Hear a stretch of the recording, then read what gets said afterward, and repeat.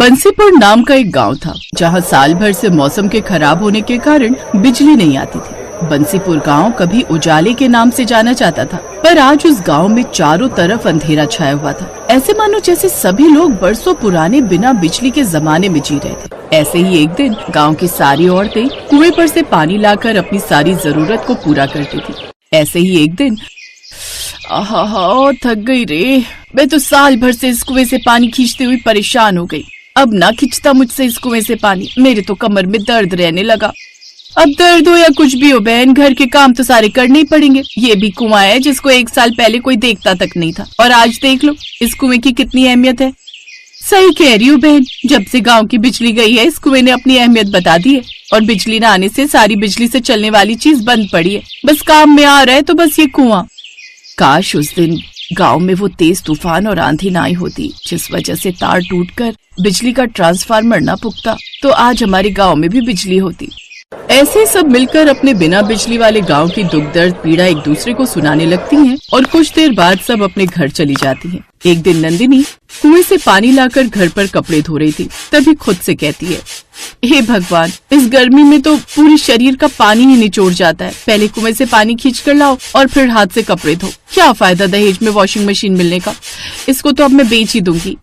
ऐसे ही एक दिन अंजना गर्मी में हाथ के पंखे से हवा कर रही थी, तभी अंजना अपनी सास से कहती है, आहा गर्मी, किस काम का एसी जब देखो बंद पड़ा रहता है। इसे उतरवा कर बिकवा देना बहू, बिना बिजली के गांव में इस एसी का कोई मोल नहीं है। ऐसे ही एक दिन शाम होते ही सारे गांव में गुप्त अंधेरा छा गया था, और गांव के सभी आदमी शाम को दिन ढलने से पहले ही काम पर से अपने अपने घर वापस से आ जाते हैं, क्योंकि पूरे गांव में लाइट न होने की वजह से पूरे गांव में घुप अंधेरा हो जाता है, जिससे पास खड़ा इंसान भी नहीं दिखता था। तभी रात को सुनील अपनी पत्नी से कहता है, माला अंधेरा काफी हो गया और पास के सभी लोगों के भी दरवाजे बंद हो गए, तुम भी घर का दरवाजा लगा दो, मैं ऊपर छत पर बिस्तर कर लेता हूँ। अंधेरा होते ही सभी गांव के लोग अपने अपने घर के दरवाजे लगा लेते थे, और माला भी अपने घर का दरवाजा लगाकर मोमबत्ती के उजाले में छत पर चली जाती है, फिर बिस्तर पर जाकर लेट जाती है। जैसे ही माला की आंख लगती है तभी माला को अपने घर के दरवाजे के बजने की आवाज आती है। उसी वक्त माला अपने पति सुनील को जगाकर कहती है, अजीब, इतनी रात को हमारे घर पर कौन आया होगा? मैं देख कर आता हूँ। इतने में पड़ोस में छत पर लेटा हुआ एक आदमी कहता है, अरे अरे सुनील भैया, रात को इस वक्त दरवाजा बिल्कुल मत खोलना, ये कोई डाकू या चोर होगा। रात को अब हमारे गांव में चोर लुटेरे भी आने लगे हैं। पड़ोसी की बात सुनकर सुनील दरवाजा खोलने के लिए नहीं जाता है। अब गांव में बिजली न होने के कारण रात के अंधेरे में 4 लुटेरों की भी आने की दहशत लोगों में फैल गई। फिर सारी रात सभी लोगों की चोर डाकू की दहशत में गुजरी। फिर एक दिन दोपहर को गांव के सारी औरतें पेड़ के नीचे बैठकर आपस में वार्तालाप कर रही थी। तभी अंजना की सास कहती है, मुझे नहीं लगता बहन अब कभी हम लोगों को बिजली नसीब होगी। धीरे धीरे आज 2 साल होने को जा रहे हैं लाइट आने की उम्मीद में, पर मुझे नहीं लगता अब कभी लाइट आएगी हमारे गांव में। अरे माँ जी, लाइट से याद आया, मैंने स्कूल में सोलर सिस्टम के बारे में पढ़ा था, उसे हम बिजली की तरह इस्तेमाल कर सकते हैं। कैसे बहू? माँ जी, ये सोलर एनर्जी यानी कि सूर्य की ऊर्जा, इसका इस्तेमाल करने से हमारे आसपास का एनवायरनमेंट अच्छा होता है, जिससे पर्यावरण को भी कोई हानि नहीं होती है। इससे हम अपनी लाइट की जरूरतों को भी पूरा कर सकते हैं। अगर कोई ऐसी चीज है जिससे हम अपने घर में लाइट की सुविधा कर सकते हैं, तो तुमने हमें पहले क्यों नहीं बताया अंजना? कैसे आएगी ये सोलर एनर्जी हमारे गाँव में? इसके लिए हम सबको अपने अपने घर की छत के ऊपर सोलर प्लांट लगवाना होगा, जो सूरज की किरणों से चार्ज होगा, और उससे हमें एनर्जी मिलेगी। ये थोड़ा महंगा जरूर होता है, पर हालातों को देखते हुए बस अब यही नजर आ रहा है। गांव की सभी औरतें सोलर पैनल लगवाने के लिए तैयार हो गई, और अगले दिन ही गांव की सभी औरतों ने अपनी अपनी छत पर सोलर पैनल लगवा लिए, जिससे गांव के कुछ घरों में बिजली आ जाती है। तभी नंदिनी अपनी सास से कहती है, माँ जी देखो, टंकी में 2 साल बाद पानी आया है। ये तो तुम सही कह रही हो बहू, पर ये सोलर पैनल हमको महंगा पड़ा है। गांव में अभी आधे से ज्यादा घर हैं जिनमें अभी लाइट नहीं थी, क्योंकि वो लोग इस सोलर पैनल का खर्चा नहीं उठा पाएंगे। ये तो आप सही कह रही हो माँ, हमारे घर तो रोशन हो गए, पर अब भी ऐसे घर हैं जो बिना रोशनी के पड़े हैं। नंदिनी और उसकी सास ऐसे बिना रोशनी के घर की बात सुनकर उदास हो जाती है, और वहीं दूसरी तरफ कमला की लड़की पिंकी कहती है, माँ हमारे गांव में बिजली आ गई है, देखो नंदिनी आंटी के घर में लाइट चल रही है।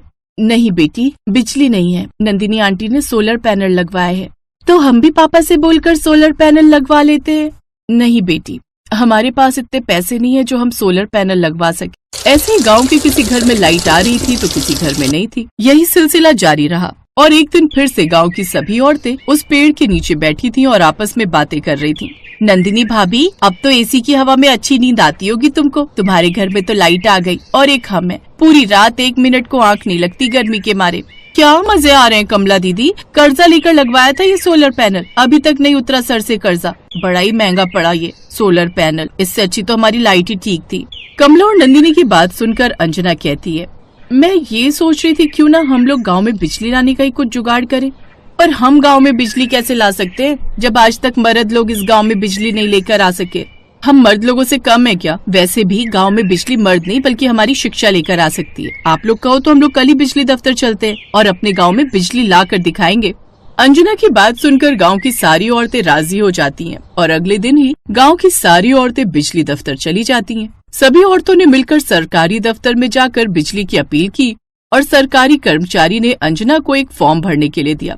इस फॉर्म को भरना है, पेन मिलेगा आपके पास? सरकारी कर्मचारी अंजना को पेन मांगते हुए देख हैरान हो जाता है और कहता है, आपको ये फॉर्म भरना आता है? जी आता है। अब आप पेन देंगे मुझे? सरकारी कर्मचारी अंजना को पेन देता है और अंजना पूरे फॉर्म को इंग्लिश में भर देती है, जिसे देख कर्मचारी भी शॉक में रह जाता है। 3 दिन बाद फिर से आना, थोड़ी और कानूनी कार्रवाई होगी। उम्मीद है सरकार आपकी मदद जरूर करेगी। और वो सारी औरतें फैसला कर लेती हैं कि वो गांव में लाइट लाकर रहेंगी। और अंत में एक दिन गांव में सरकारी कर्मचारी बिजली जोड़ने के लिए आ जाते हैं। अंजना का पति मुकेश कहता है, आखिरकार हमारी गांव की औरतों ने गांव में बिजली के तार जुड़वाई दिए और उनकी मेहनत रंग लेकर आई। सभी लोग गांव में 2 साल बाद बिजली आने के इंतजार में खुश हो रहे थे और थोड़ी देर बाद बिजली के तार जुड़ जाते हैं और गांव के सभी घर और सड़कें उजागर हो जाती हैं। ये लाइट आ गई। सभी बच्चे लाइट आने की खुशी में बाहर सड़क पर रोशनी में नाचने लगे। पूरे 2 साल बाद बंसीपुर गांव में लाइट आई थी। अब घर में पड़ी सूखी टंकियों में भी पानी आना शुरू हो जाता है और गांव के सभी लोग रात को सड़कों पर खड़े होकर लाइट का आनंद ले रहे थे। माँ जी, मैं जल्दी से कपड़े धोकर आ जाती हूँ, नहीं तो भीड़ लग जाएगी नल पर। बहू भरी गर्मी में कहाँ जाएगी कपड़े धोने? मुझे तो डर है कहीं तू बीमार न पड़ जाए। माँ जी आप जाने दो मुझे कपड़े धोने, नहीं तो फिर शांति आंटी की बहू पूरे कुनबे के कपड़े लेकर धोने बैठ जाएगी, जिससे शाम तक नंबर नहीं आएगा। ठीक है तेरी मर्जी, चली जा कपड़े धोने। रीता कपड़े लेकर नल पर धोने चली जाती है। ये कहानी है एक गरीब परिवार की जो जौनपुर गांव में रहता था। उस गांव में बिजली आने का कोई साधन नहीं था। उस परिवार में एक सास और उसकी एक बहू, एक बेटी और 2 बेटे रहते थे। बड़ा वाला बेटा उमेश गांव में रहता था, जो मेहनत मजदूरी करके अपना घर चलाता था, और दूसरा बेटा सौरभ शहर में रहता था और एक रोज वो शहर की लड़की से ही शादी कर लेता है। शादी के बाद अपने गांव में कुछ दिनों के लिए रहने आता है और जैसे ही उसकी सास अपनी छोटी बहू को देखती है, उसको घर के बाहर ही रोक देती है। ये लड़की अंदर नहीं जाएगी। पर माँ क्यों? ये बहू है आपकी। तुमने शादी करने से पहले अपनी माँ को एक बार भी बताना जरूरी नहीं समझा। माना माँ मेरी गलती है, पर मुझे माफ कर दो।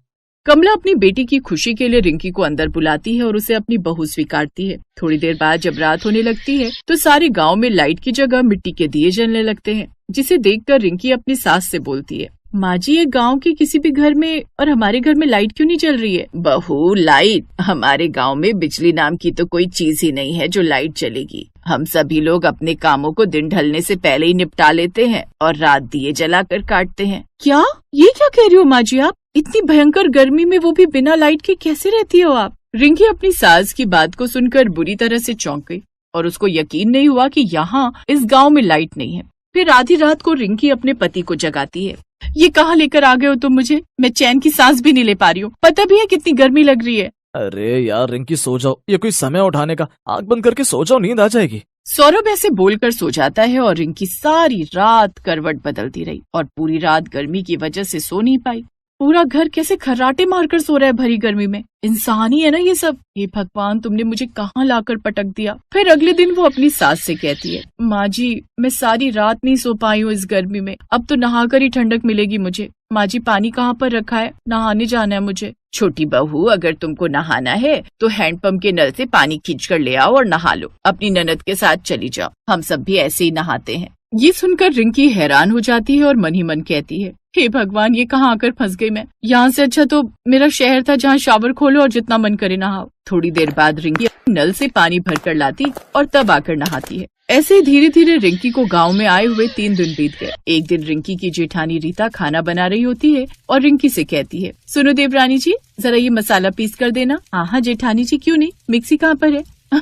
अरे देवरानी जी, आप भी कैसी बात करती हैं? हम लोग तो सिलबट्टे पर मसाला पीसते हैं। ये क्या होता है जेठानी जी? ये बिना लाइट के चलने वाला जुगाड़ है देवरानी जी। इस सिलबट्टे पर पिसे मसाले की सब्जी भी एकदम दमदार बनती है। जब रिंकी रीता को मसाले पीसते हुए देखती है कि ये क्या आफत है, पत्थरों से मसाले पीसते हैं यहाँ के लोग, छी, अभी तो पता नहीं क्या क्या देखने को मिलेगा। एक रात रिंकी के पेट में अचानक दर्द हुआ जिससे उसे पोटी आने लगी, लेकिन घर में रात को पानी भी खत्म हो गया था और नल भी दूर था।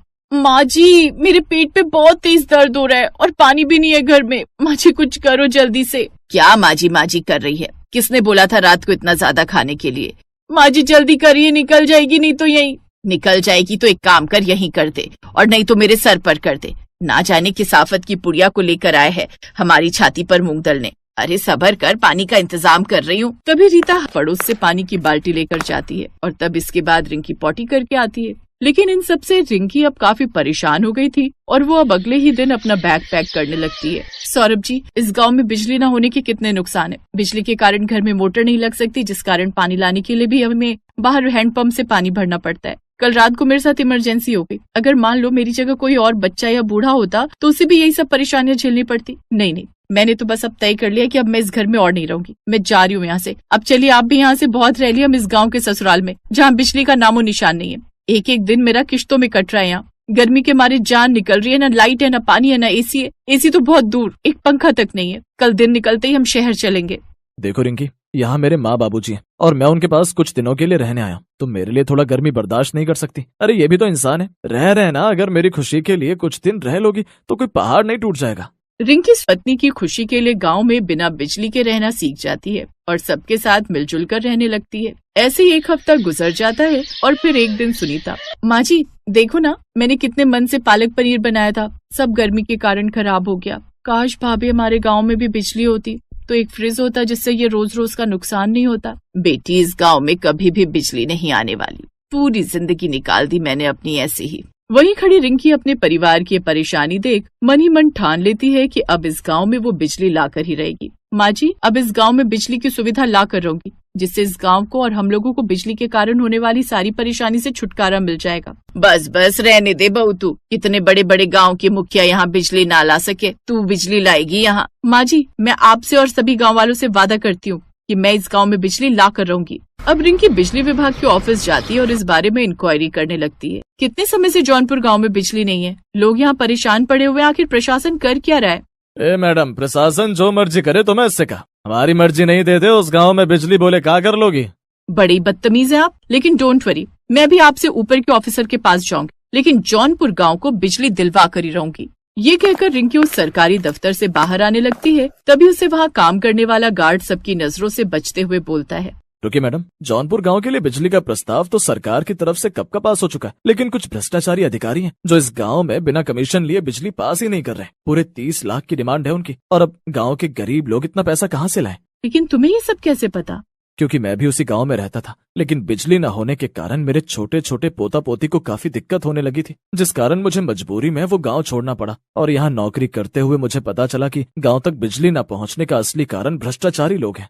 ओह, तो ये बात है। इसका मतलब भ्रष्टाचारी लोग जौनपुर गांव और बिजली के बीच रोड़ा बने हुए हैं। लेकिन अब मुझे उस रोड़े को बीच से हटाना ही होगा। आपको मेरा एक काम करना होगा। क्या आप मुझे उस अधिकारी से मिलवा सकते हैं? हाँ बिटिया, अपने गाँव की भलाई के लिए मैं कुछ भी करूँगा। रामदीन यानी कि वो गार्ड रिंकी को उस अधिकारी से मिलवा देता है। ओ, तो आप कानपुर गांव को बिजली दिलवाना चाहती हैं? ठीक है, मिल जाएगी, लेकिन इसके लिए आपको पूरे 30 लाख रुपए देने होंगे। बोलो, दे पाओगी इतनी कीमत? लेकिन ये तो साफ साफ तुम घूस मांग रहे हो। एक सरकारी अधिकारी को ये सब शोभा नहीं देता। ए ज्ञान की देवी, हमें तेरा ज्ञान नहीं सुनना। अगर देना ही चाहती है तो रिश्वत दो हमें, वो भी पूरे 30 लाख रुपए। रिंकी ने उसकी ये सब बातें अपने फोन में रिकॉर्ड कर ली थी। अब वो सीधा पुलिस के पास जाती है और उसे जेल में डलवा देती है। अब ये बात मीडिया में आग की तरह फैल जाती है, जिसके बाद जौनपुर में जल्दी से सरकार की तरफ से बिजली पहुंचा दी जाती है। रिंकी ने जैसा बोला था वैसा ही कर दिखाया। उसकी शिक्षा और ज्ञानता के कारण अब उस दिन से पूरे जौनपुर गाँव में बिजली आ जाती है। लाइक करें, शेयर करें और सब्सक्राइब करें मेरे चैनल को ऐसी ही खूबसूरत कहानियों के लिए।